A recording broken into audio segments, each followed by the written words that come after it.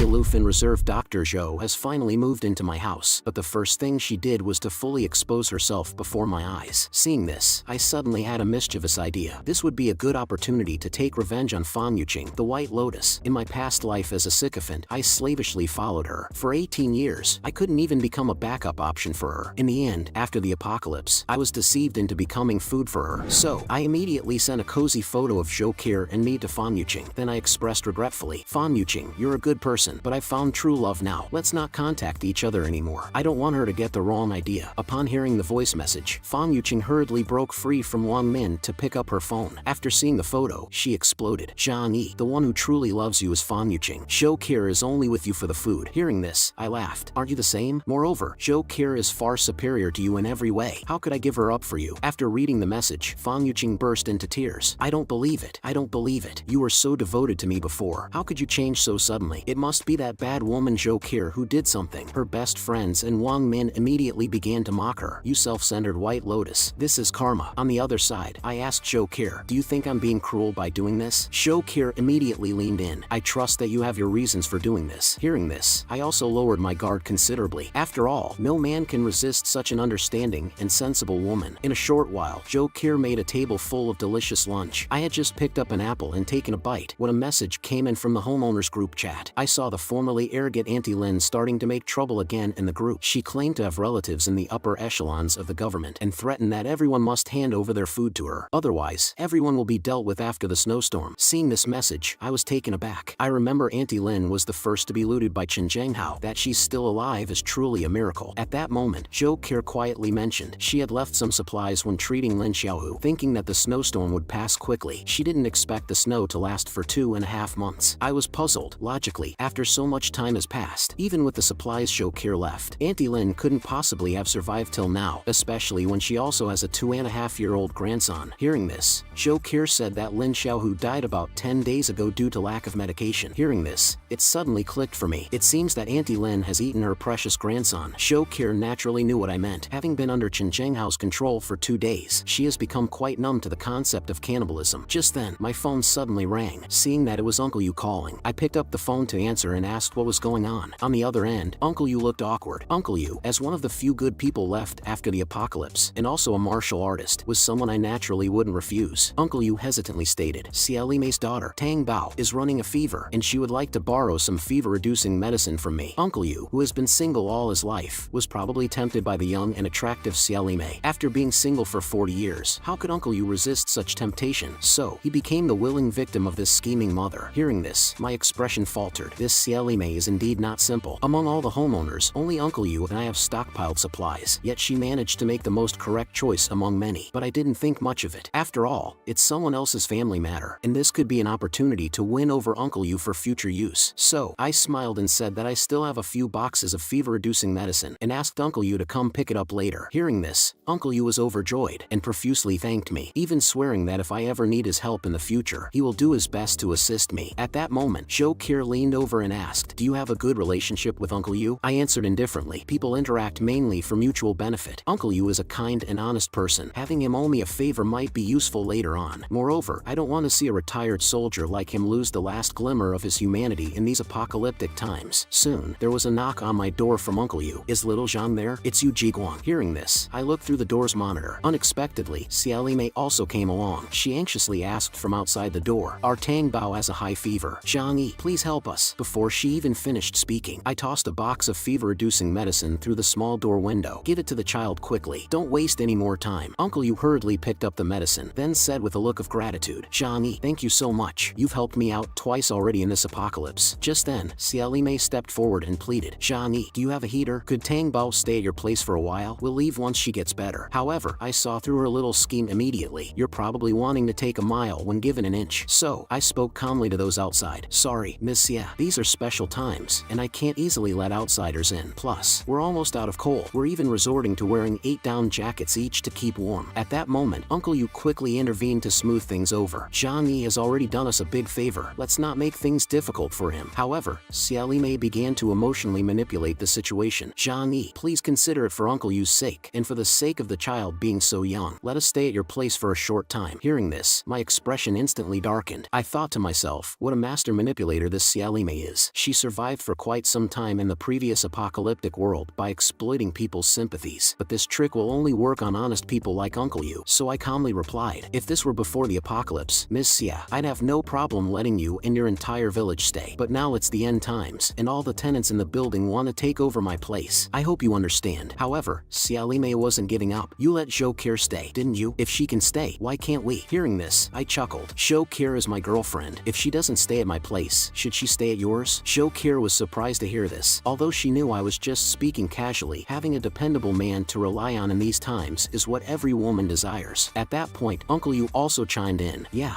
little Zhang has already helped us a lot. Let's not make things more difficult for him. But Xia Limei looked dejected. I'm doing all of this for the sake of the child. What will happen to me if something happens to her? Seeing the situation, Uncle Yu felt helpless. He could only leave with her while continually apologizing to me. After they left, I sighed. With this woman meddling, I fear it might strain my relationship with Uncle Yu. In my eyes, Uncle Yu is the ideal worker. Not only is he upright, but he's also quite skilled. Now with Xia Limei whispering in his ear, my plans might be delayed. On the other side, as soon as Uncle Yu got home, he began questioning Xia Limei. Medicine is scarce right now. It's good enough that he gave us some. Why are you so greedy? Xia Limei, holding the child, looked distressed. I'm doing this for our child and our future. I don't plan to freeload off him forever. Hearing this, Uncle Yu sighed. I understand what you mean, but we should be grateful. If it weren't for little Zhang warning me about the snow disaster, I wouldn't be alive today. Upon hearing this, Xia Limei began to ponder. If Zhang Yi knew about the snow disaster in advance, he must have hoarded a lot of supplies. She leaned on Uncle Yu's shoulder and sighed. I understand the principle, but while you see him as a benefactor, he sees you as a potential threat. Didn't you see? He even threw the medicine out to us, afraid that we would enter and take over his home. If he's genuinely a good person, how could he ruthlessly kill dozens of neighbors? In my view, he's just offering minor favors to use you as his henchman later. Before Xia Limei could finish, Uncle Yu loudly interrupted her. Enough.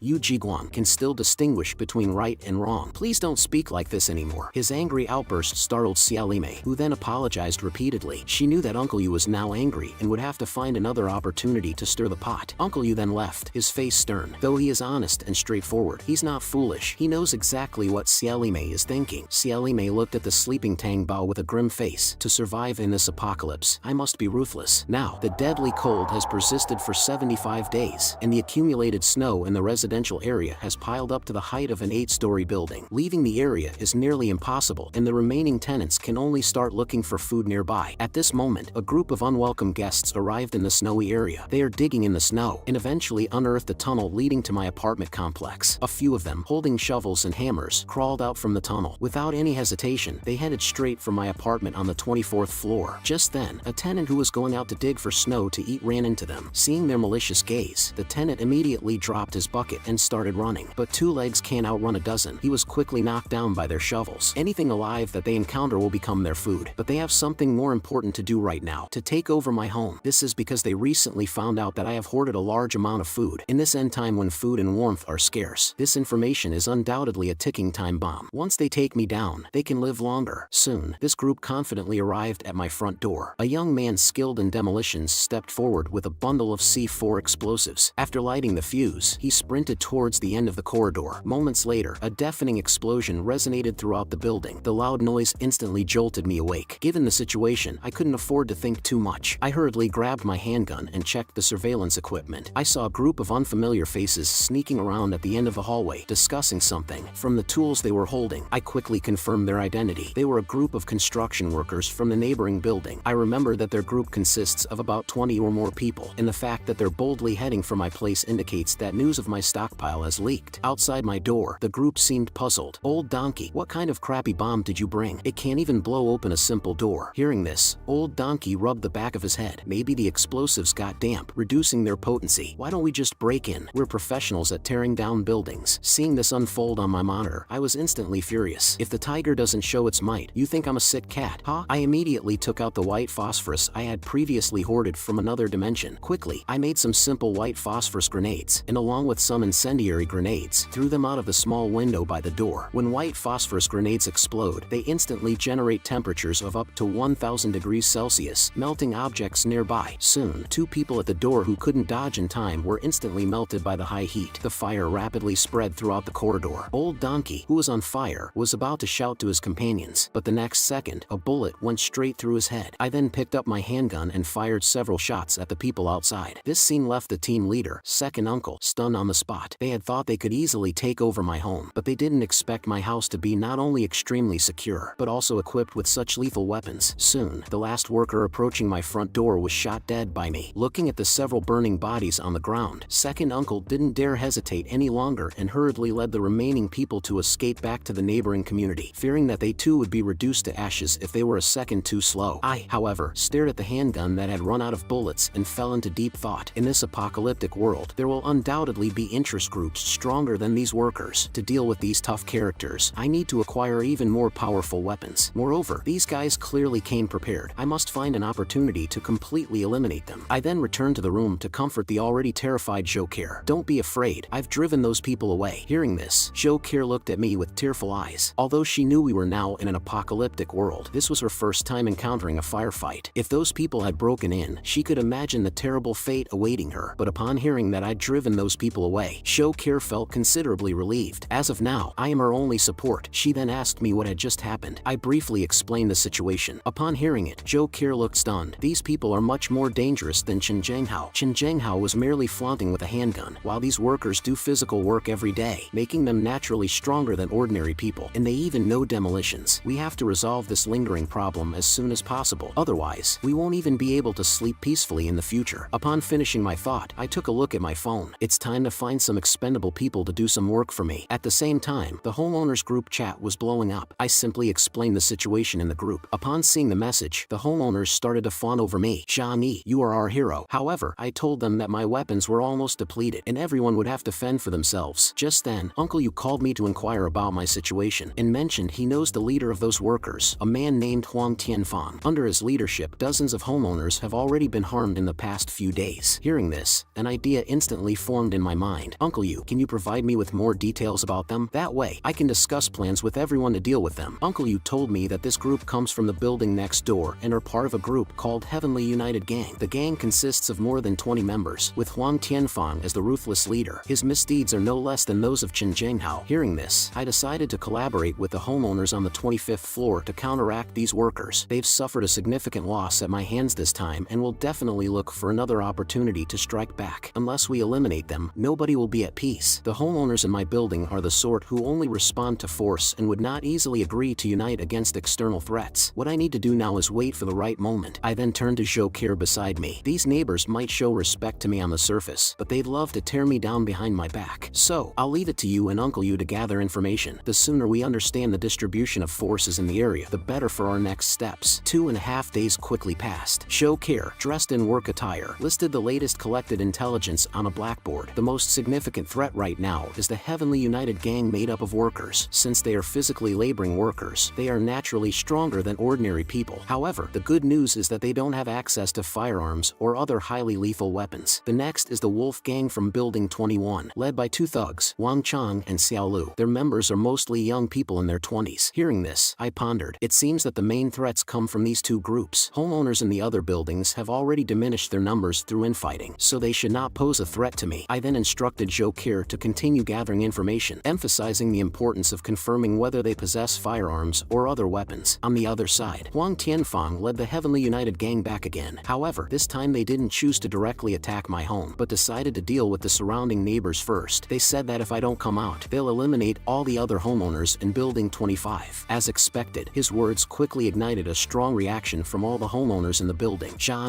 you're the one who caused all this trouble. Why should we have to bear it? If you have any conscience left, you'd step up now. Seeing the message, I couldn't help but laugh. These people never change, do they? I replied with a smile. You guys can't resist them, so why should I go out and get myself killed? You think you're the only ones with thick skin? What does this have to do with me? This instantly infuriated a few of my neighbors. Zhang, did a dog eat your conscience? Your house is safe as a turtle shell. Have you thought about us? Seeing this, I was immediately enraged. These idiots really don't know the meaning of the word death. What do your lives have to do with me? When you all ganged up on me, where was your talk of conscience then? You don't really think I won't take action against you, do you? Upon reading my message, several neighbors were left speechless because they knew I would really do it. They initially thought they would survive after Chen Zhenghao's death, but now a more ruthless Heavenly United Gang has arrived. If things continue this way, they'll be fertilizer long before the snowstorm ends. Looking at my neighbors who were on the verge of despair, I dialed Uncle Yu with a smile. Uncle Yu, it's your turn to perform. After a long silence, Uncle Yu suddenly spoke in the group chat. Don't be afraid, everyone. The Heavenly United Gang is at most 20+ people. As long as we we work together, we can fend them off. Seeing the message, the homeowners suddenly saw a glimmer of hope. Uncle Yu is right. We'll all support you wholeheartedly. However, Uncle Yu then revealed that he hasn't eaten for several days. He said that if we want to win this fight, it would have to rely on Zhang Yi. Not only can my house afford 3 meals a day, but we also have weapons, making me the most suitable leader for the group. Seeing the message, I couldn't help but smile. I didn't expect Uncle Yu, this seemingly honest man, to be quite skilled at manipulating people. Soon Uncle Yu sent me a private message, asking what we should do next. Seeing that the timing was about right, I told Uncle Yu to keep supporting me in the chat. I must seize this opportunity to make everyone listen to me. Only then can our building be safe in the future. Then, I coldly stated in the homeowners group chat, I'm willing to talk more with you all only because of Uncle Yu. I can help, but under one condition, you all have to listen to me. No sneaky moves behind my back. Hearing this, many homeowners quickly responded, as long as you're not sending us to our deaths, we'll do whatever you say, Zhang Yi. Of course, I didn't believe these people would be so cooperative. I immediately replied, I won't send you to your deaths, but I will need you to take up arms against the Heavenly United Gang. Can you do that? The chat went silent. What's the difference between this and sending us to die? Seeing that no one was responding, I laughed. So you all want me to go out there and risk my life alone, is it? Shou Kier, who was standing beside me, was also speechless at these cowardly neighbors. I continued in the group chat, if that's the case, there's no need for further discussion. You can wait for the Heavenly United Gang to take you out one by one. My front door is made of steel, so I'm not worried. Seeing this, Uncle Yu hurriedly supported me in the group chat. If we continue like this, we're all doomed. Instead of waiting to be slaughtered, why not fight together for a chance at survival? Hearing this, the homeowners realized the severity of the situation. Uncle Yu was right. We might as well give it our all. Seeing that all the homeowners had no objections, I immediately stated, from now on, everyone must follow my instructions. If I find out anyone is trying to sit back and reap the benefits while doing nothing, don't blame me, Zhang Yi, for being ruthless. Hearing this, everyone in the group chat started tagging the other homeowners who were playing dead. We're at a life and death crossroads now, so pretending to be dead any longer would make it real. I also know the principle of ruling with a balance of kindness and sternness. So, I continued in the chat, since you all have chosen to follow me, I won't let you down. As long as you listen to my orders, I will go out and find supplies for you. To hold the building, they need at least basic combat capabilities, and luckily, I have already prepared some snowmobiles. In this snowy apocalypse, I am the only one who can move freely throughout the city. However, the homeowners looked confused after reading the message. Won't you freeze to death looking for supplies in this extreme cold? I assured them, I know what I'm doing. As a leader, I must do something for everyone. I've been a warehouse manager for 2 years and know the locations of nearby malls and supermarkets. My own supplies are also running out, and we need to find more if we want to survive. Hearing this, many homeowners were moved to tears, saying that they had chosen the right leader. But only I know the true nature of these people. In the apocalypse, human nature is the most unpredictable. The neighbors started to treat me like a god, saying that they would follow my orders without question. However, I didn't care about their flattery. If it weren't for fighting against the Heavenly United Gang, I wouldn't care whether they live or die. I can't forget the pain of being torn apart in my previous life. Shou Kier looked worried. The snowstorm has lasted so long, and the outside world is almost paralyzed. No one knows what dangers lurk outside. I put on my level 3 armor and smiled at Shou Kier. I've been wanting to go out and see for a while. Now is a good opportunity. Don't worry, there are enough supplies at home to sustain you. Shou Kier, knowing I still don't fully trust her, volunteered to go with me. I pinched her fair cheek and said, Woman, you should stay at home and wait for your man to return. With that, I turned around and left, assuring Shou Kier that I trust her completely now. Shou Kier was touched, but within 2 seconds, I secretly moved all the remaining food and coal at home into an alternate space. Then, I went down the stairs and arrived on the 4th floor. By now, the snow had piled up as high as the 3rd and 4th floors. I only needed to open the window to step directly outside, but as soon as I landed, the snow engulfed up to my knees. Luckily, before the apocalypse, I had stashed some snowmobiles in an alternate space. Otherwise, it would be impossible to move in snow piled meters high. I looked around and found that, apart from the sound of the snowstorm, the neighborhood was utterly silent. Seeing no one spying, I took a snowmobile from my alternate space, unaware that a shadowy figure in the building above was watching every move. Riding my beloved motorcycle, I headed out of the neighborhood. I'd been cooped up at home for so long, I was starting to get cabin fever. Finally, I have a chance to breathe some fresh air. After satisfying my urge to speed, I drove the snowmobile to the Heavenly Sea City Police Station. The primary purpose of this trip was to find more powerful weapons. The root of all fear in this post-apocalyptic world is insufficient firepower. The station was pitch black, seemingly abandoned long ago. However, a few steps in, I discovered some frozen cops huddled in a corner. Seeing their thin clothes made me uneasy. They must have been on the night shift when the extreme cold hit, without even proper clothing. After paying my respects to these officers who once protected the city, I covered them with a white cloth. Just then, I noticed a bunch of metal behind the cloth. It was a set of keys to all the rooms in the building. My face lit up at the sight. With these these keys. I can easily access the armory. After paying my respects to these heroes one last time, I began to search for the armory. Soon, a room labeled armory appeared before me. Upon opening the door, all sorts of weapons came into view. I even found a powerful sniper rifle. After some time spent defending my safe house, my shooting skills have reached the point of unerring accuracy. With these weapons, I have nothing to fear, even if several more Heavenly United gangs show up. I stretched out my hand, sucked all the weapons in the armory into my alternate space. Next, it's time to find supplies for those cannon fodder neighbors. Although my safe house can withstand various forms of artillery, it won't hold if someone blows up the building's load-bearing walls. The best approach is to use these expendable neighbors as my vanguard. The snow disaster has been ongoing for 2 months now, and the shopping centers near the residential area have surely been picked clean. So I went to a large suburban mall, now buried under snow. Based on memory, I cleared away the snow on the ground with my hand, then broke the skylight and slid down a rope. Seeing all the luxury goods in the mall, I couldn't help but feel sentimental. Before the apocalypse, it would take 2 months of salary without eating or drinking to afford just one item. Now, these luxury goods have become worthless debris. After storing some useful supplies in my alternate space, I went to the supermarket on the underground floor. Due to the extreme cold, the fruits inside have all frozen and spoiled. Some meat, though not rotten, had also frozen into zombie-like consistency. I picked out some still edible food and stuffed it into my bags. I wouldn't even want these items if they were given to me for free, but they'll suffice for dealing with the neighbors. Soon, I returned to the neighborhood with 2 large bags of supplies, and this scene was seen by a few members of the Heavenly United gang in the building next door. Seeing my snowmobile, Huang Tianfang's eyes immediately lit up. With such a vehicle, he could also easily go outside to find supplies in the future. The snowmobile's roar also attracted a crowd of neighbors, though greed was the prevalent emotion in their eyes. Uncle Yu, surprised, saw me carrying 2 large bags of supplies and said, "Little Jean, you actually found this much in one go?" I sighed. With the snowstorm going on for so long, the local supermarkets have been emptied. Otherwise, I would have brought back even more. Despite the supplies being spoiled by the cold, it was enough to make all the neighbors drool. Seeing their eyes filled with eager anticipation, I immediately took out my handgun and warned, "I went through hell and high water to find these. I hope you appreciate that." Hearing this, Uncle Yu caught on and shouted, "Zhang Yi has brought us hope for survival. Shouldn't we thank him?" After that, he led the crowd in chanting, "Long live Zhang Yi." Seeing everyone chanting my name, I knew it was time for me to make a statement. I had Zhou Care pour out all the supplies I had found, and then I looked at everyone and said sternly, "Since you've all chosen to follow me, I won't let you down. But this is the most dangerous moment, and I, Zhang Yi, will not keep idlers. If you eat these supplies, you must pick up arms against the Heavenly United gang." Just then, members of the Heavenly United gang arrived at our building armed and shouted, "Hand over the food, or don't blame us for being rude." Seeing this, I knew the opportunity to test these neighbors had arrived. I pointed at the Heavenly United gang members outside and said coldly, "Anyone who can take down one of them will be rewarded with 5 people's worth of food." Hearing this, the neighbors hesitated for a moment, but seeing only 10 members of the Heavenly United gang outside, and considering they were a group of several dozen, they felt emboldened. So the neighbors, as if injected with chicken blood, armed themselves with pots and pans and charged. Seeing this, the Heavenly United gang members were stunned. These usually cowardly people, how come they are so brave today? Soon, both groups were fighting fiercely in the snow. For the sake of food, everyone was seeing red, and even if they were injured multiple times, they felt no pain. This was exactly what I wanted to see. I'm no saint, but if these neighbors are willing to fight for their lives, I certainly won't hesitate to provide them food. At this point, Uncle Yu shouted, "Everyone, let's go!" They are not in the majority and can't hold on for long. With the addition of Uncle Yu, a retired soldier, the battle quickly turned one-sided. Seeing they were no match, the remaining Heavenly United gang members fled towards their building without looking back. Witnessing this, all the neighbors picked up their weapons and cheered. This was their first victory fought for their own survival. Zhou Care sighed at the sight of it all. Though we won, many people were severely injured, and without professional equipment and medication, they likely won't survive for long. Moments later, I gathered all the neighbors in the building's lobby. "You all did very well. As you've seen, this is the power of unity. As long as we work together, even the apocalypse may not be insurmountable." I then turned to the 2 young individuals who performed the best in the battle. "You both did extremely well. Keep up this momentum moving forward." I then handed them 2 portions of food. Seeing this, they were so moved that they burst into tears, finally able to eat a full meal in this apocalyptic world. The rest of the neighbors were filled with regret, wishing they had given it their all. This was exactly the kind of attitude I wanted to see, so that everyone would fight against external enemies without holding back. I then gestured broadly, calling the remaining people one by one to receive today's food. The neighbors who received less food were filled with regret, wishing they had contributed more earlier. Soon it was the turn of Su Hao, a wealthy second-generation individual, to collect his food. I tossed him a small piece of candy. "This is your food for today." Seeing that others had at least a piece of biscuit, and he only had a candy, he immediately roared, "This is not fair. Why do I get so little food?" I responded coldly, "You have the audacity to complain? Others were fighting on the front lines, and you were merely shouting slogans from the back. Giving you a candy is already being extraordinarily generous. I hope you appreciate what you have. Hearing this, the neighbors who received less food felt a lot better. At least they weren't at the bottom. Who would have thought that Suhao would try to argue at this point, saying, there were so many people fighting, I couldn't even find a way to get in. I just laughed. I only care about results, not the process. If you couldn't find a way in, that's on you. Hearing this, Suhao became furious. This is unfair. You're clearly targeting me. As soon as his words fell, I gestured for two neighbors to restrain him. Who do you think you are to talk about fairness with me? The woman next door in her 40s managed to get in and throw a few punches, and here you are, a man in your 30s, telling me you couldn't find a way in? After saying this, I pointed a gun directly at Suhao, asking everyone, what should we do with someone so undisciplined and disobedient? Hearing this, the two neighbors holding Suhao gave him a solid beating. I then turned to all the neighbors and yelled, if anyone thinks I'm being overbearing, feel free to go find your own food. I, Zhang Yi, will not bother you. Seeing no objections, I clapped my hands. Very good. I hope everyone will follow the arrangements from now on. But Suhao, accustomed to being arrogant and domineering, was still not convinced. Zhang Yi, don't push people too far. His words had barely left his mouth when I stepped on his right hand. Suhao, face the reality. We're in a post-apocalyptic world now. You can't go back to your cushy life. I, Zhang Yi, won't support a waste like you who's only good for eating. I hope everyone takes this as a warning. I then asked Zhou Keir to collect the remaining food to be distributed later. But just then, a voice sounded from behind the crowd. Brother Zhang Yi, I haven't received any food yet. Fang Yuqing and her best friend pushed their way through the crowd. Brother Zhang Yi treats me the best. You definitely didn't forget about Fang Yuqing, right? Hearing this, I couldn't help but laugh. Of course, I haven't forgotten about you too, because there was never any food allocated for you two in the first place. Upon hearing this, Fang Yuqing burst into tears. Brother Zhang Yi, aren't you most fond of me? But I pushed her away with one hand. I was just speaking casually. You didn't take it seriously, did you? Besides, I already have a girlfriend now. You don't think you're better than my Zhou Keir, do you? Please stop bothering me from now on. Zhou Keir naturally came over and acted affectionately with me. Seeing this, Fang Yuqing cried even harder. This can't be. You've been fawning over me for years. How can you go back on your word like this? At that, I just laughed. Before the apocalypse, you thought your looks could bait a whole Pacific Ocean of fish. But now we're in the post-apocalyptic world. How many packs of instant noodles do you think your face is worth? At this point, Suhao, who was lying on the ground, chimed in. This stinking woman wanted to reel me in before the apocalypse. Good thing I'm a smart rich second generation. Hearing this, the surrounding neighbors started gossiping. Who would have thought the seemingly innocent White Lotus was actually a siren of the Pacific? Seeing the situation, Fang Yuqing tried to silence everyone, but no one paid any attention to her. Left with no choice, she yelled and ran away. I then rewarded the sensible Suhao with another candy. After that, I began to arrange the building's defense. Excluding the children who had no fighting capacity, we still had 47 people in building 25. So I decided that aside from me, Zhou Keir, and the couple Uncle Yu, the others would be divided into 6 small groups, each with 7 to 8 people, on 25-hour shifts to guard against attacks from other buildings. If anything happens, everyone will hit the stair railing or other metal objects to alert everyone. The same incentives for killing enemies still apply. Whoever kills an outsider gets enough food for 5 people. Of course, those who want to slack off during their shifts will only get leftover food. After saying this, I patted Uncle Yu on the shoulder. As a military veteran, you're the most suitable person to arrange all of this. 2 days passed in a flash, and the Heavenly United Gang didn't seem to be in a hurry to attack. Zhou Keir looked worried about the 2 days of peace. Strange occurrences always mean trouble. Meanwhile, I was on my tablet, learning about various ways to use firearms. The heavy snow had trapped the city, and the lower buildings were already covered in snow. At this rate, even if the heavy snow stops, it would take 2.5 months for the snow to melt. And in this post-apocalyptic world, human hearts are always more frightening than natural disasters. I then took out the firearms I'd obtained from the armory through the pocket dimension. Human hearts may be frightening, but as long as I have enough firepower, I'm not afraid of any number of enemies. And it even has an 8-power scope for observing the situation in the community. Then I took the sniper rifle to the balcony, ready to practice my rusty shooting skills. But at that moment, 2 figures appeared in my 8-power scope. Seeing this, a cold smile appeared on my lips. The Heavenly United Gang's bastards finally couldn't help themselves. However, seeing that they were heading towards the community garage, I immediately realized they are probably going for my snowmobile. Unfortunately for them, their efforts are destined to be futile. During the day, I pretended to leave the snowmobile in the garage, but actually, I'd already stored it in the pocket dimension. Just then, Uncle Yu called me to say that the personnel for the defense had been properly arranged, and told me not to take to heart what Xiaolime had said during the day. She's just a bit talkative. At this, I chuckled. I won't hold grudges against a woman over such things. But Uncle Yu, are you sure you want to raise a child for someone else? I really don't like Xiaolime, but I don't want to ruin my relationship with you either. Uncle Yu just laughed heartily. In these times, finding a woman is already a good thing. thing. You can't ask for too much. Hearing that, I teased. Uncle Yu, you're a strong and healthy man. You've got plenty of women who would like you. You should make an effort so that Xiaoli Mei has a child for you too. I wouldn't want you to waste all your effort only to have someone else benefit from it. At these words, Uncle Yu looked awkward. He was well aware that men usually care about their own bloodline, but that's something to think about in the future. After all, it's the end of the world and we can hardly get enough to eat, let alone have time to have children. As for other people's family matters, it's not my place to comment, especially when I've got my own problems to deal with. On the other side, a group from the Heavenly United Gang stealthily entered the first floor lobby under the cover of darkness. This time it was led by Huang Tianfeng's nephew, Huang Wei, and he brought along 8 people. Just as they arrived at the stair, a brick flew right towards him. Fortunately, he reacted quickly and dodged it, but then he heard a series of knocking sounds echoing through the stairwell. Enemy attack! Enemy attack! Those bastards from Heavenly United Gang are here again. Hearing this, Huang Wei was instantly enraged. Brothers, charge with me. Let's finish off these cowards. So saying, he took the lead and rushed towards the stairwell. Little did he know that under my reward policy, the neighbors on duty were as motivated as if they'd been injected with adrenaline. Within moments, they'd taken down several people from the Heavenly United Gang. Seeing how fierce these neighbors were, Huang Wei immediately yelled for the remaining people to retreat. Watching the Heavenly United Gang members fleeing in disarray, the neighbors didn't plan on pursuing them. The snowstorm outside was too severe, and it would be dangerous if they were ambushed. The knocking sounds in the stairwell also woke me up from my sleep. These guys really know how to pick their timing. Just then, a thought suddenly sprang to my mind. Finally, I have a chance to practice my shooting skills. The saying goes, outside 100 steps, the gun is fast. Within 100 steps, the gun is both accurate and fast. I immediately took my beloved sniper rifle out from my pocket dimension. Today, none of you are getting away. I quickly set up the cannon and aimed at one of the fleeing goons. With the help of the 8x scope, I could even see the hairs in the man's nostrils clearly. As my index finger pulled the trigger, a deafening gunshot shattered the silent night, and the bullet hit the escaping thug squarely. Seeing this, I felt very pleased with myself. Am I really a natural-born marksman? The remaining people from Heavenly United Gang looked horrified as they saw their companion fall in a pool of blood. Holy shit, someone's shooting. Seeing this, they didn't hesitate and started running like their lives depended on it, back towards their own compound. Watching this scene, I couldn't help but smile. Then I set up the sniper rifle again. Just then, a strange sensation filled me, and it felt like the enemy in the scope was moving at a speed 1,000 times slower. As I pulled the trigger again, the fleeing goon got a headshot and went down. Realizing this, it dawned on me. It seems my awakened abilities are not limited to the pocket dimension. Maybe I also have a marksman's talent. To verify this speculation, I fired 5 consecutive shots. Without exception, each goon got a headshot and was killed. Seeing this, a smile appeared at the corner of my mouth. With this marksman's talent, all I need in the future is to find an appropriate sniping point, and that will be enough to deal with these intruders. My extraordinary marksmanship also startled everyone in the building, causing the neighbors to abandon any petty ideas they might have had about me. Their respect and offer me shot through the roof at that moment. The next morning, Shokir made me a bowl of noodles. Then, with a nervous face, she asked, "Was it you who fired the gun last night?" Hearing her question, I smiled. That reckless Heavenly United Gang tried another sneak attack, so I had to send them to heaven. Upon hearing this, Shokir looked at me with eyes full of admiration. "Zhang Yi, you're amazing." Originally, Shokir chose to live under my protection just for survival, but now she was completely captivated by my charm. Outwardly, I kept a calm face, but inside I was thrilled. How did I go from being a simp in my past life to becoming a godlike figure in the eyes of beautiful women? It's a complete reversal. Meanwhile, on the other side, members of the Heavenly United Gang looked at the bodies in the snow and fell silent. Their repeated attempts to raid us had yielded nothing, not even a scrap of food. Instead, they'd lost their men, including Huang Tianfeng's nephew. Initially, they could use their brute force to bully people, but now they realized I had such a powerful weapon at my disposal. What could they even play against me? Moreover, given their current situation, they would soon starve if they couldn't get any food. Thinking this, Huang Tianfeng hardened his heart, ordering his men to bring back the bodies of Huang Wei and the others. This way, they could prolong their survival for a little longer. On the other side, I was patrolling the building and checking on the neighbors on duty. As usual, after last night's events, everyone's attitude towards me had turned into genuine awe. They were very clear that, under my leadership, they could survive longer in this post-apocalyptic world. Then I rode my beloved snowmobile and left the community again. Not long ago, Uncle Yu had provided me with the location of a nearby army camp. After asking him to take good care of the people in the base, I headed towards the army camp's location. This scene was witnessed by the Wolf Gang from Building 21. Puzzled them was where I had hidden the snowmobile, because earlier, they had turned the entire underground garage upside down, but found nothing. If they had a snowmobile, they could freely go on shopping sprees in various malls. With more supplies, they could expand their territory and recruit more people, becoming local warlords in this apocalyptic world. On the side, Xiao Lu nodded in agreement. In troubled times, heroes emerge. Now Now is the perfect time for us brothers to take the throne. Thinking of this, Wang Chang's eyes were bloodshot. We must get our hands on that snowmobile. On the other hand, I rode my snowmobile, galloping through the snow. Before going to the army camp, I decided to first scavenge the materials around the city. Heavy snow had been falling for 3 months now, and some small shops were already buried. To get supplies, I could only look for a few independent large supermarkets in the city. Then I remembered the Walmart South warehouse where I used to work. Though the largest warehouse had been emptied by me before the apocalypse, there were still several smaller ones nearby, which were sure to have useful supplies. Soon, I drove to Walmart's South warehouse. Products from hundreds of groups throughout Heavenly Sea City were concentrated here. If I took all the supplies back, it would be enough to sustain thousands of people. However, when I broke the skylight, I discovered that most of the supplies had already been moved before the snow disaster. Still, I went down through the skylight to see if there was anything left. Quickly, I found several heavy-duty trucks and a bunch of luxury sports cars inside. Although they seemed useless now, who knows if they might come in handy for showing off later. Then, I went on to scavenge some useful supplies from a few other warehouses. Afterward, I drove to the gas station. I definitely need to use the snowmobile as my daily means of transportation, so I may not have enough fuel in the future. To my surprise, the gas station was so covered in snow that only a signpost remained visible. This is problematic. If only I had an excavator right now. Thinking this, I suddenly stood up from the snow. Didn't I put a few excavators into my alternate space earlier? Immediately, I took out an excavator from my alternate space. The snow had not yet formed a hard ice layer, so digging out the gas station would be easy. Fortunately, I had experience driving forklifts in the warehouse before, so operating this wouldn't be an issue. Then I started digging towards the gas station with the excavator. After digging for 2 hours, a clear metallic clang came from the shovel, and the gas station's large roof platform gradually began to appear. Next, I went inside the gas station to find the fuel storage. Generally, fuel storage for gas stations is underground. I then found the basement door and pried it open with a crowbar. However, before entering, I quickly removed any static electricity from my body to prevent accidents. Soon, several large fuel tanks appeared before my eyes. With these fuel reserves, I can gallop through the snow again in the future. I then dismantled the hose on top of the fuel tanks and used plastic wrap to seal the opening of the tanks to prevent gasoline leakage. Just as I was about to put the entire fuel tank into my alternate space, I suddenly realized something very important. Under these meter-thick layers of snow, almost everyone was practically immobile, but not me. In addition to freely traversing the snowy landscape, I also had several excavators with me. That is to say, all the resources buried under the heavy snow were now essentially at my disposal. After storing the gas station's fuel into my alternate space, it was already 8 o'clock in the evening, so I decided to rest here for the night and visit the army camp that Uncle Yu had mentioned during the day. Meanwhile, back in the residential area, a neighbor's child had a high fever, reaching 40 degrees Celsius. At this, Jokir looked helpless because her medicine box no longer had any emergency medications. Just then, Uncle Yu came over with a box of children's fever medicine. This is the fever medicine that Zhang Yi provided before. There's a little left. Let's use it for the child. He then patted the shoulder of the neighbor. Don't worry, when Zhang Yi comes back this time, I'm sure life will get better for everyone. With Uncle Yu's fever medicine, the child's high fever finally subsided. However, Jokir reminded the mother to pay close attention to her baby's condition, as infants are highly susceptible to illness in this extreme cold weather. After giving her advice, Jokir and Uncle Yu began their routine patrol. They had barely taken a few steps when a woman's scream came from behind them. Auntie Lin from the neighborhood committee was seen lunging at the child in the mother's arms with a small knife, shouting, "My grandson is dead. Your children shouldn't be allowed to live either." Out of maternal instinct, the mother immediately turned to block the knife. Seeing this, Jokir quickly caught the baby who slipped from the mother's arms, and the mother, entrusting her child to Jokir, collapsed in a pool of blood. At this moment, Auntie Lin pointed at Jokir and yelled, "It's all you heartless people who killed my little Hu. None of you will get away." Seeing Auntie Lin, who was now entirely unhinged, Jokir knew that talking wouldn't help. She immediately ran towards the stairwell while holding the child, but was caught by Auntie Lin, who grabbed her ankle. Auntie Lin ranted with her knife in hand, "Especially you, Dr. Zhou. You deserve to die for not saving little Hu." Just as she was about to stab Jokir, Uncle Yu appeared in the nick of time and kicked Auntie Lin to the ground. He was cut by the knife on his left hand, but seeing that Jokir was unharmed, he felt relieved. If anything had happened to Jokir, he wouldn't have the face to explain it to me. By this time, Auntie Lin had completely lost her sanity, biting anyone she could get her hands on. "You Jiguang, you coward. It's your fault for not killing Chen Zhenghao. You owe little Hu a life too," she yelled. She then turned to the neighbors who were watching. "All of you deserve to die, and that Zhang Yi deserves to die too, for not sending medicine to my little Hu." Hearing this, Uncle Yu instantly became furious. If it weren't for Zhang Yi taking out Chen Zhenghao, none of us might have survived until now. "It's not your turn, you mad dog, to be biting people here." At this point, Jokir stepped forward and said, "Zhang Yi did send medicine for you, but by the time I delivered it, it was already too late. Your precious precious grandson had already been turned into a pot of rice porridge by you. Upon hearing these words, Auntie Lin fell into another frenzy, shouting, "It's impossible! It's impossible!" Two neighbors stepped forward to mock her. "Today we finally see what loving someone too much to even put them in your mouth really means. You always claim to adore your precious grandson, yet this is the extent of your love? You, who have committed countless evils, let us send you on your way." With that, one of the neighbors ignited a lighter, letting Auntie Lin feel some warmth before her death. Meanwhile, on the other side, I yawned as I walked out of the tent. It was time to head to the army camp. Following the guidance of the retired soldier, Uncle Yu, I rode my snowmobile to the nearby military camp. I then took out an excavator from my pocket dimension. With the experience from digging out the gas station last time, I got to work smoothly. Soon enough, I had uncovered the entrance to the camp's dormitories. Puzzled me was that the camp was completely empty, given how sudden the snow disaster was, and considering the remote location of the camp, as well as the lack of transportation, the military should not have been able to evacuate in time. But at that moment, a terrifying thought crossed my mind. Could it be that the military had prior knowledge of the coming snow disaster, and had thus evacuated their troops and resources in advance? The thought sent shivers down my spine. If that was truly the case, whoever possessed these large amounts of supplies and weapons post-disaster would be able to establish a new order in this apocalyptic world. I could foresee the setting turning into a battleground for various armed factions vying for control. I must arm myself in advance to prepare for this new era. With that thought, I continued to operate the excavator, digging fervently, accompanied by a booming noise. I made a large hole in the wall of the weapons arsenal, but the next second, I was stunned. Inside was a dazzling array of military supplies. Aside from tons of various types of firearms and bullets, there were several large boxes of hand grenades. I came in expecting to find some scraps, but ended up with a massive haul. However, tanks and some heavy armored vehicles were not there. Could it be that the military had simply gone out on a mission and took only a portion of the weapons? I didn't dwell on it. What I had gathered was more than enough for now. If I needed to replenish my firepower later on, I could just go to another military camp to scavenge. After storing all the military supplies in my pocket dimension, I rode my snowmobile back home. However, the neighbors noticed that I returned empty-handed and immediately started to accuse me. "Zhang, you've been out for 2 days, and you couldn't find any food? Did you hoard it all for yourself?" Hearing this, I laughed. "Am I giving you guys too much face? Just 2 days apart, and you all have grown arrogant. Don't forget who saved you ungrateful folks in the first place, since you like to take advantage of kindness. From now on, we're on our own. You can find your own food." Seeing this, a neighbor hurriedly stepped forward to mediate. "Brother Zhang, don't take it to heart. That's not what everyone means. It is really hard to find food out there in the snow. You should go back and rest." Meanwhile, inside Building 25, when everyone learned that I hadn't brought back any food, resentment quickly filled the air. In their eyes, they had already worked hard enough defending the building for me. They didn't expect me to also show them an attitude. At that point, a person wearing a little red hat stepped forward with feigned sincerity, saying, "Zhang, it must be exhausting to go find food all by yourself. Why don't you take some of us with you next time? After all, there's strength in numbers." He has a small knife hidden behind his back. At that moment, 2 other neighbors stepped forward to back him up. "Zhang, if you need us, we're willing to go through hell and high water for you." Hearing this, I couldn't help but scoff internally. These neighbors with ulterior motives, I knew they were up to no good. Then I reached into my pocket. The next second, I pulled out a gun and shot the guy in the little red hat in the head. "Don't think I don't know what you're up to. I don't believe a single word, not even the punctuation, from any of you. It looks like I've been too kind to you all, so much so that you've forgotten how you managed to survive this far. Without me, you would have long become food for Chen Zhenghao and his gang." Hearing this, a few neighbors hastily tried to defend themselves. "Zhang, don't go overboard. We just wanted to discuss something with you. Nothing more." But before they could finish, I fired several more shots. In the blink of an eye, the 2 leading the conversation were taken care of. Seeing this, the remaining few scattered in all directions, fleeing for their lives. The gunshots quickly attracted Uncle Yu and 2 others. Shokir rushed over, her face filled with concern, asking if I was hurt. I squeezed her little hand. "Those guys don't have what it takes to hurt me." Uncle Yu, upon learning the reason, was also furious. "These fools really deserve to die. A few full meals, and they've forgotten who they should rely on." I just smiled. I've always been a kind person. I can't be bothered to go after the ones who fled. Hearing this, Xiao Mei felt a shiver run down her spine. She knew I did this as a warning to others. I then began to plan for the future. After all, relying solely on these expendables won't keep this building secure forever. Upon returning to the safe house, I asked Shokir if anything happened during the 2 days I was away. Shokir reported that Auntie Lin had gone mad because of the death of her grandson and had killed a mom who lived upstairs. However, she was also taken care of by 2 neighbors. "There's also someone from Building 9 named Chen Lingyu who wants to discuss something with you. However, the specific details of the cooperation must be handled by you personally." I was unimpressed. I have supplies and weapons. What could this woman possibly offer to make me want to cooperate with her? Then I asked Shokir about this woman's identity. From her, I learned that Chen Lingyu was the owner of a cosmetics company in Heavenly Sea City before the apocalypse. Now, using her strong methods, she has completely taken control of Building 9. Upon hearing this, I was quite surprised. This Chenlingyu must have some real skills. A woman managing an entire building. Shokir noticed my interest and asked, "Why don't you at least find out what she wants to cooperate on?" I'm also curious to know how a woman managed to get an entire building to fall in line. Just then, I received 2 friend requests on my phone. In addition to Chenlingyu, there was also one from my company's previous financial director, Li Jian. What could this guy want? As soon as I accepted the friend requests, Chenlingyu messaged me right away, asking if we could chat. I got straight to the point. "If you have something to say it." She replied that typing was inconvenient for her and wanted to have a voice chat instead. I promptly refused. Seeing this, she didn't dare to take things lightly. She initially wanted to use her pre-apocalypse persuasion techniques to win me over, but I gave her no chance. Moreover, since we're in the same residential complex, she's well aware of my capabilities and means, so she had no choice but to communicate via text. She wrote, "Mr. Zhang Yi, I've long heard of your reputation. I know you have a snowmobile and can go out to find supplies. Therefore, I hope to cooperate with you in gathering resources." I couldn't help but smile. "If we cooperate, what can you offer me?" Chenlingyu responded that the building she manages is relatively harmonious and the number of survivors is quite large. They could provide me with manpower for expanding territories. However, the precondition is that I would need to provide food for these laborers. Before I could reply, Chenlingyu continued to babble on. "Mr. Zhang Yi, you are currently a target for everyone. The reason thousands of people in the entire community haven't attacked Building 25 en masse is that they're weighing the pros and cons. But if you provide us with food, at least you would be rid of the threat from our Building 9. I chuckled after reading the message. "So, are you threatening me? If I don't agree, are you planning to launch an attack?" Chenlingyu smugly responded, "Mr. Zhang Yi, you're a smart man. Cooperating with us would result in a win-win situation." I smiled. This is the first time I've seen someone beg so boldly. Let me think for a few days. I then stared out the window, deep in thought. Would everyone in the community turn against me? I'm not afraid if they come at me one by one, but if they were to join forces like Chenlingyu suggested, they might very well tear down the entire building. Although there isn't enough electricity and heavy machinery outside to destroy the building, it wouldn't be good if a few experts in explosives got involved. Just as I was pondering what to do, I received a new message on my phone. It was my former colleague Li Jian, who went on and on. "Mr. Zhang, we sincerely hope to cooperate with you to build a harmonious post-apocalyptic utopia. Under my management, everyone in Building 18 gets along well. However, we're currently lacking food resources and hope to work with you. Beyond that, I can also help you coordinate relationships with other buildings." I smiled after reading the message. Intellectuals sure know how to put things nicely. Not only do they know how to manage, but they can also maximize benefits. Next, I asked Shokir about the situation in Building 18. She indicated that Li Jian indeed was very capable. Not only did he unify all the residents after the apocalypse, but his approach of equitably distributing resources also helped the vast majority to survive. I chuckled. All of this is just a facade. Their unity is built on the foundation that they still have food. Once that runs out, who knows what will happen. Then, I looked at other friend requests from building owners on my phone. They were all seeking cooperation as well. Now, I only have 2 choices. Either go to war with them, or cooperate. I then asked Shokir, "Is there a way to have the best of both worlds?" Shokir said that while it may be unrealistic, we could just leave this community and start fresh somewhere else. I was speechless at her suggestion, saying that's like not saying anything at all, unless we find a place with no people and become hermits. The next morning, I had Shokir dismantle the bulletproof vest to tie it around my legs as makeshift bulletproof pants. After a night of contemplation, I already knew what to do next. Then, I tagged everyone in the community group chat. Our Building 25 is facing a major crisis. Some of the nearby buildings are jealous that I can go out and find food for everyone, and they're threatening to attack our building if I don't hand over the food and snowmobile. As soon as this message was posted, the chat exploded. What the hell do they think they're doing? Can't they find food on their own? To ignite everyone's fighting spirit, I continued in the group chat. I only have one snowmobile. If I give it up, everyone will be left to fend for themselves, so we have to defend our food supply at all costs. Seeing this, I felt a sense of relief. I hope these people don't turn on me later. Just then, I received a message on my phone. Chenlingyu had added me to a discussion group for community building owners. Looks like they're preparing to confront me. Wang Chang from Building 21 immediately jumped in, sarcastically saying, "Zhang Yi, I heard you've been living the good life recently, always having food to eat. You're comfortable but not thinking about us, your poor neighbors." Huang Tianfang from Building 26 also directly threatened, "If you abandon the negotiations now, we can't guarantee what will happen." Only Li Jian from Building 18 acted as a mediator. Then Li Jian stated the conditions for negotiation. First, Zhang Yi, you must provide us with supplies to ensure basic survival. Second, your snowmobile must become communal, allowing everyone to take turns using it. Finally, you must share all known resource locations with everyone. If you don't accept, you'll become the enemy of the entire community. Seeing this, I chuckled. These guys could just rob me, but they pretend it's negotiation. Looks like I need to seize an opportunity to deal with all of them at once, but they are thousands in number. If I were to act, it would be a bit difficult. Just then, an idea occurred to me. Handling thousands of people might be tough, but dealing with a few building owners should be much more manageable. So, I pretended to discuss negotiation locations with them and began to arm myself. They have no accurate assessment of my firepower. Once they arrive at the agreed location, a single grenade from me will either kill or severely injure them. Then the thousands of residents will be like a dragon without a head, easily defeated. Meanwhile, in the hallway, Uncle Yu was distributing food to neighbors to replenish their strength because the negotiation time was approaching. Everyone needed to be well fed to defend Building 25. Neighbors who hadn't had a full meal in days were so moved they shed tears. My appearance immediately caused a sensation among everyone. Can we really return to normal life after these negotiations? I smiled. As long as this negotiation ends successfully, the food problem will be solved, and there will be no more bloodshed. So, everyone needs to be on their A game today, defending your own posts. Victory is on the horizon. Hearing this, everyone was moved to tears, vowing that in the next life they would still want to be my loyal followers. Then I led everyone to the agreed negotiation spot, while I hid among the crowd, looking for an opportunity to strike. Soon, parties from various buildings gathered in the center of the community square. Seeing that the opposing side had turned out in full force, my face was filled with surprise. Do you really need this many people for a negotiation? This is clearly meant to pressure me. I immediately called Uncle Yu and asked him to meet them with a team first, while I stayed behind to provide firepower. Saying that, I set up a sniper rifle and acted as a sniper. At this point, people from various sides had already surrounded Uncle Yu and the others. Seeing this, Uncle Yu couldn't help but sweat. These people aren't here for a negotiation. They're clearly here to eliminate us. A nervous neighbor then asked, Uncle Yu, there are too many of them. Even if each of us took on 10 people, it still wouldn't be enough. Uncle Yu assured him not to worry. Their main target is to pressure Zhang Yi into negotiating. Besides, we don't have anything they would want. The building owners stood at the front of the crowd with smug faces, thinking the negotiation was already in the bag. Chen Lingyu also looked pleased. Zhang Yi might be intimidating alone, but with thousands of us, what's there to fear? On their way to the negotiation, these building owners had already agreed not to give me a chance to isolate any of them. At this point, Wang Chang chuckled. See, we can scare Zhang Yi just by our sheer numbers. He's probably gone back to change his diapers by now. Chen Lingyu, growing impatient, said, enough with the nonsense. Let's get Zhang Yi out here to negotiate. Once he accepts the predetermined conditions, it's over. Hearing this, Wang Tianfang stepped forward and shouted, where's Zhang Yi? Get him out here to negotiate now. If he makes us wait any longer, he's going to regret it. Uncle Yu looked at the group and said, our boss is waiting for you upstairs. Weren't all the building owners supposed to come for the negotiation? Li Jian adjusted his glasses. We've discussed it. The 5 of us building owners will represent everyone. Hearing this, Uncle Yu didn't say much more. Fine, but only the 5 of you building owners are allowed in, and you must also consent to a search. Hearing this, Chen Lingyu and Wang Chang burst into laughter. What does Zhang Yi think he is? Making conditions at this time? Do you believe we can wipe all of you out right now? Seeing them act so arrogantly, how could I tolerate it? I immediately called Uncle Yu and told him to have everyone retreat 20 meters. Although he didn't know what I was planning, Uncle Yu still complied and led everyone to move back. Seeing this, Wang Chang threatened, don't play tricks on us. With so few of you, even our saliva could drown you. Soon both parties were separated by more than 20 meters. But Wang Chang and his group didn't care at all. They had overwhelming numbers and never considered that something unexpected could happen. But the unexpected happened the next second. I blew a whistle from behind Uncle Yu. Here's an appetizer for you guys. I then threw a hand grenade toward the position where Wang Chang and his group were. The grenade landed perfectly in the middle of the crowd before anyone could even curse. A deafening explosion erupted in the middle of the crowd. When the smoke cleared, all that remained was a large hole, about 10 meters wide, and several corpses. Uncle Yu then walked forward with a phone, from which my voice was heard. Think you're all that just because you have more people? I have 200 more boxes of grenades like this. After throwing the grenade, everyone was instantly frozen in shock. No one could figure out where I got the grenades from, let alone what other heavy weapons I might have. Wang Chang glared, speaking into the phone to Zhang Yi. Zhang Yi, we came here to negotiate. What you're doing is completely unacceptable. Zhang Yi scoffed. Do you really need to bring over 1,000 people for a negotiation? Is this your sincerity? Zhang Yi glanced at his watch. Less than 5 minutes left for the negotiation. If I don't see you guys within that time, we're done talking. We'll just start fighting. Upon hearing this, everyone immediately panicked, knowing they wouldn't stand a chance if a fight broke out. They hurriedly ran toward the 13th floor. Zhang Yi stood on the 13th floor, watching the crowd of people running away below. After all, I only have 20 boxes of grenades. Better save them for later. He leisurely waited for Wang Chang and Huang Tianfang and the others to arrive. A few minutes later, several people ran up, panting heavily. Zhang Yi looked at the people in front of him, somewhat disappointed. He had initially wanted to gather all the building owners together for a comprehensive sweep, but now he had only 5 representatives. He would have to implement his second plan. After everyone was seated, Li Jian threw out the previously discussed proposal, asking asking Zhang Yi to provide materials for their labor force while they provided the labor. Otherwise, all the workers would unite to attack Zhang Yi's apartment building. Zhang Yi, uninterested in further discussion, simply pulled out a handgun and slapped it on the table with a loud bang. All 5 faces changed color, and they subconsciously thought of running away. Wang Chang stuttered. Zhang Yi, what do you mean by this? Even if you kill us, the whole community will not let you go. Zhang Yi smiled faintly. Why are you guys so nervous? I just felt that this handgun was in the way, so I took it out to let it air. Everyone, relax. Let's sit down and continue the talk, Zhang Yi said with a smile. First of all, your demand is something I can't agree to. Taking responsibility for the supplies of the entire community is an impossible task for anyone. Most importantly, if you've been able to control the residents of a building in these hard times, you're clearly smart people. As far as I know, you're not so charitable as to go hungry yourselves while caring about your neighbors, are you? Zhang Yi slapped the table. Here are my terms for cooperation. If you don't accept them, then we go to war. He raised an eyebrow and continued. I can provide you with food, but here's the catch. Only enough for 10 people per building. Who gets this food and who divides it is up to you and should be settled within your own building. Then Zhang Yi made a helpless gesture. Supplying food for around 300 people daily is already the maximum I can manage. As soon as he finished speaking, Qinling Yu looked furious. Unacceptable. Are you treating us like beggars? 10 portions of supplies are too few. I have 76 survivors alone, and just among my own company employees, there are over 20. How are we supposed to divide that? Seeing this, I slammed my gun on the table. It seems there's no room for negotiation then. Let the war begin. Upon hearing this, Wang Tianfang quickly stepped forward. Don't listen to this woman's nonsense. She doesn't represent all of us. However, providing for only 10 people per building really isn't enough to go around. Wang Chan on the side also agreed. This amount of supplies is not enough for them to explain to other building owners. Can we add a little more? But I just loaded my gun. Do you really think I'm a saint? Providing food for 300 people daily, and you still complain? Seeing this, Li Jian quickly approached and said, Zhang Yi, don't be impulsive. Let's think about it. You first mention other conditions. I, however, placed my foot on the table. Now, let's have a real talk about what you all should do. If we want sustainable development, just scavenging for supplies won't last forever. No one knows how long this snow will fall. I threw a bag of seeds on the table. Only by working ourselves can we have enough. These are seeds I found outside. I think we can plant crops. Only then can we have a continuous and stable supply of food. Hearing this, Qinling Yu and his group were all stunned. Zhang Yi, have you gone mad? It's minus 80 degrees outside. The snow is meters thick. How can anything grow in that? I just smiled. Can't you dig through the thick snow? There's plenty of land outside for you to grow crops. Only this way can we develop sustainably. Who knows how long this snow will continue? Even if I gave you 1,000 snowmobiles, the outside supplies will eventually run out. So why not start today and learn from our ancestors to work with our own hands to get food? If I can see tangible progress in your farming, I don't mind giving you more supplies, including tobacco, clothes, and medical supplies. Upon hearing this, both Wang Chang and Huang Tianfang were delighted. Brother Zhang Yi, can you get cigarettes too? You should know these two are heavy smokers. They haven't smoked since the snow disaster began. They are almost suffocating now. I just smiled, pulling out a freshly opened pack of cigarettes from my pocket. Want to try one? Seeing this, the two lit up immediately. Both had expressions of pure enjoyment on their faces. They both said as long as they are provided with cigarettes daily, they'd agree to any conditions. Seeing this, Li Jian on the side wanted to remind them of the main issue, but I interrupted him. No problem. I can provide a pack for both of you every day. Then, I happily reached an agreement with Wang Chang and Huang Tianfang. Seeing this scene, Li Jian and his companions could only sigh in exasperation. These two fools were bought off so easily. Seeing these idiots about to ruin things, Li Jian immediately tried to negotiate for more conditions. However, before he could even speak, Wang Chang interrupted him. What's there to negotiate? The conditions Zhang Yi offered are already very good. We'll do as he said. Huang Tianfang also chimed in. Brother Zhang Yi has already given us a lot of respect. We should also consider his difficulties, don't you think? This left Li Jian speechless. It's not the godlike opponents one should fear, but the pig-headed teammates. At this point, the building owner Zhang Yunian spoke up. It's not up to just the 5 of us. We should also consult the other building owners who aren't here. Hearing this, Wang Chang and Huang Tianfang once again acted like the inept teammates they were. What are you talking about? Didn't we agree that just the 5 of us would make the decision? Ignoring their quarrels, I looked out the window. I saw a group of people gathering at the entrance of building 25 where I was. Seeing this, I drew my pistol and shouted, "What's the meaning of this? Did you arrange for these people to ambush us during the negotiation?" Wang Chang raised his hands in surrender. Brother Zhang Yi, all the building owners are here. Who would dare to ambush? Isn't that just seeking death? Li Jian quickly tried to explain. It seems those people below couldn't wait. They've already started organizing an attack on their own. Seeing this, I pointed my gun at them threateningly. Sit down and stay still. Just then, Uncle Yu arrived with a group of men in the negotiation room. Following my instructions, they temporarily restrained the 5 of them. I then went to the balcony with my heavy gun. Such fools, not valuing their lives. Without another word, I took aim at the man leading the charge. Being a sniper, I took 2 out with a single shot, instantly blasting the heads of 2 lackeys. Seeing this, the group was panicked and disarrayed. Zhang Yi has a sniper rifle. Everyone, take cover. Seeing their fear, I couldn't help but smile. The more scared you are, the more excited I become. Then, I fired several more shots, taking out a few more lackeys. The 5 in the negotiation room dared not even breathe. After wiping the smoking barrel of my gun, I turned to them and asked, "Do any of you have any objections now?" Hearing this, Wang Chang and Huang Tianfang were the first to raise their hands, signaling they had no objections. Chen Lingyu and Zhang Yunian followed suit, agreeing to my terms. Seeing this, Li Jian couldn't say much and reluctantly raised his hand in agreement. I smiled and said, "Good. If everyone had been this reasonable from the start, it would have been better, right? Why force me to act? Peace is more profitable." With that, I patted Li Jian on the shoulder. "Go back and do as I told you. No tricks." With the negotiations concluded amicably, Li Jian and the others left Building 25. Just as my neighbors were concerned about my well-being, I approached them with a smile, saying, "Don't worry, everything has been settled." Hearing this, they began to flatter me. "These idiots, they deserve a few bullets from a sniper rifle to show them your prowess." I then explained the details of the negotiations to everyone. Upon hearing the terms, my neighbors looked concerned. "Why should we provide so much food to these people every day? We barely have enough for ourselves." I simply smiled and responded, "If we didn't agree to these terms, do you think you could fight 100 of their thousands?" I continued, speaking with righteous indignation, "You all don't need to worry too much. I swear, as long as I, Zhang Yi, am alive, I won't let any of you starve. So please, trust me." Hearing these words, everyone was deeply moved, shedding tears. In this post-apocalyptic world, where food is scarce and warmth is hard to find, having such a leader is a true blessing. They all vowed to follow me to the very end, but Uncle Yu looked puzzled on the side. After all, it's the end of the world. Nobody would choose to play the saint, right? I just smiled and said, "Don't overthink it, Uncle Yu. Cooperating with them is just a temporary measure." I then laid out my original plan to Uncle Yu in detail. My initial idea was to lure all their leaders over and then eliminate them all at once. Without their leaders, the other buildings would be leaderless, making them easy to conquer. But who would have thought they'd only send 5 representatives? So, we have to play the long game now. While I promised to provide food for 300 of their people daily, this will inevitably lead to unequal food distribution among them. Once internal conflicts arise, they'll turn on each other. At that point, we can simply sit back and reap the benefits. Hearing this, Uncle Yu had a moment of realization. "It's always you, Zhang Yi, thinking steps ahead. If it were me, I would have probably gone head-to-head with them already." I gazed out of the window at the fallen bodies inside. Right now, I'm just using the ample resources in my hands to wear down these adversaries. We don't know what the outside world is like now, but there will certainly be other, more threatening groups. If we want to truly establish ourselves in this post-apocalyptic world, we need ample firepower and a strong fortress. Hearing this, Uncle Yu seemed deep in thought. "You're right, Zhang Yi. It's only the beginning of the end. Who knows what challenges lie ahead?"